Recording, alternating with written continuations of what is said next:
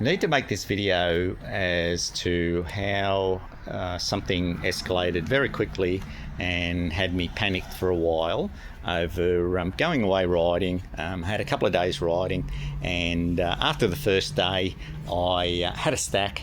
Yep, these things do happen, and I broke the brake lever. Now this is the rear.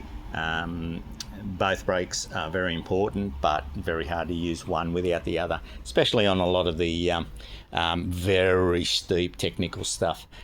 You do need them both. So straight to the bike shop before it closed. No, we don't deal in Maguras. I'm very sorry. You might try the other bike shop. Had no idea there was a second bike shop. Now at this point, I'm not mentioning where I was, and I'm not mentioning bike shops or people. I'm just going to give you the story. So I went to the second bike shop, found it. Lo and behold, yes, he does Magura. I thought, beauty. No, you cannot fix these MT5s. What you are best to do is buy a full set of MT7s, which are aluminium body rather than this carbon plastic that they use.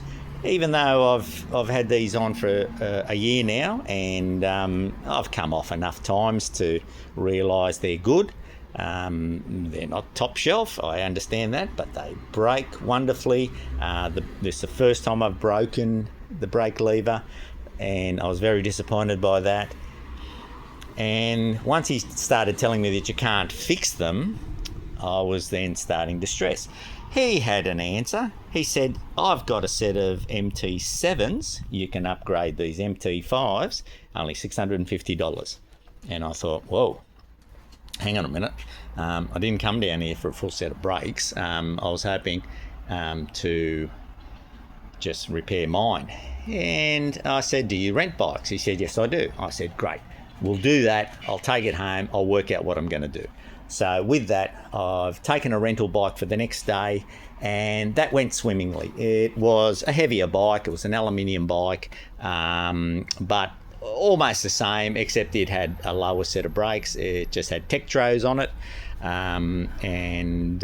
yeah, they were a bit wanting, but look, I had a great time on the bike. I really enjoyed it, and it allowed me to have a great weekend riding without losing anything. Now I've come home and I've started researching, and funny enough, you can buy the lever, and it comes with a new pin and a new spring and the press knob that's required to operate the piston.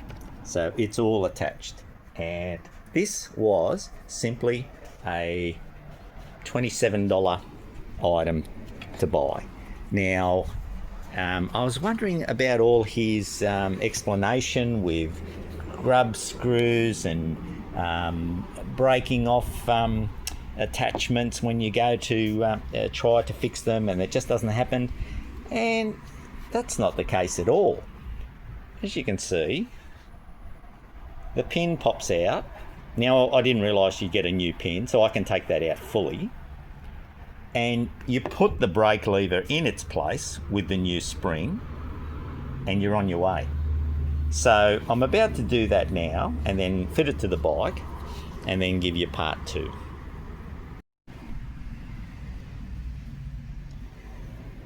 So I'm about to put the pin in, and it's got a shaper, so it goes in easily. We'll just pop that out a little bit so we don't have any interference when we try to put the lever in. Now we've got the lever here, and we need to set it up.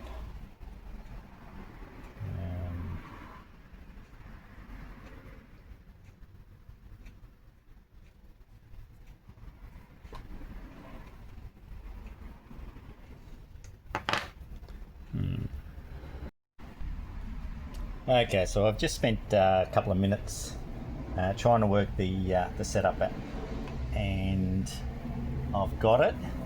And now we're just driving the pin back home, and this is now a repaired unit. Now I'll show you another little something.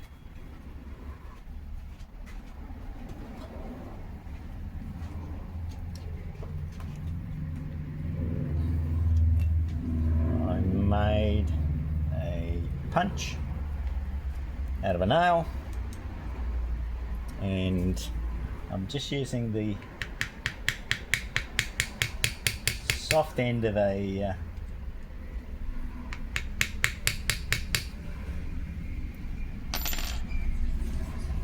file, and there we have it. We have a lever with back brakes and still 100% functioning now. So $650, $26.99. What would you do? Thanks for listening.